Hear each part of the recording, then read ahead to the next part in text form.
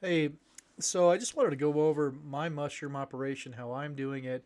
I use two parts oak pellets, one part chicken scratch. It's the cheapest source of grain, and you combine those with equal parts of water. So in this case, four cups of oak pellets and 2 cups of chicken scratch. And rather than letting them cook or soak or whatever, I put them right in the pressure cooker, and that way they can, after I've mixed them up, just even though it's not saturated in the wood pellets, etc., uh, the pressure cooking operation will do that, and that saves you a little time.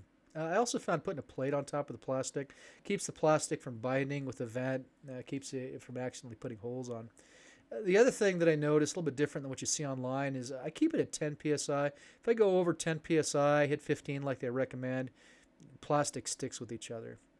So in this case, I ran this for a couple hours. Make sure it's fully sterilized at 10 psi on the pressure cooker.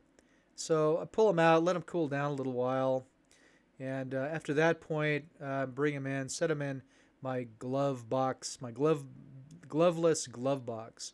So this is my mushroom. I'm going to go ahead and make some reishi mushrooms today with the bags of substrate I made. I made about 15 bags of substrate in this process.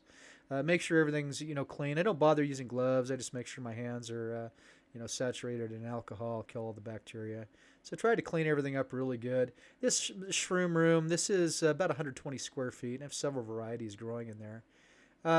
So reishi is it's a medicinal mushroom, and I went ahead and grew my own spawn from spores in using wheat berries.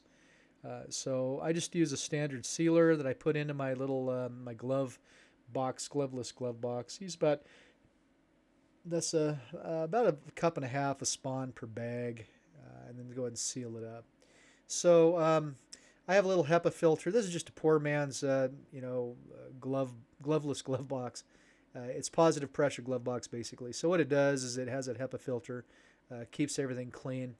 So after I've sealed up the bag, go ahead and pull it out. Go ahead and mix up all of the grain spawn that we put into the substrate.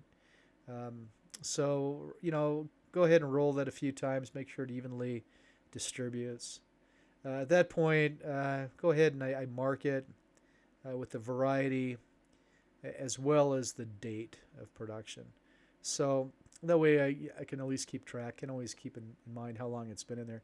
Reishi is actually a warm-loving species. I keep this shroom room kind of cool, so I'll inevitably move these into my greenhouse, but after, I'll probably move in my greenhouse June time frame. I have several greenhouses.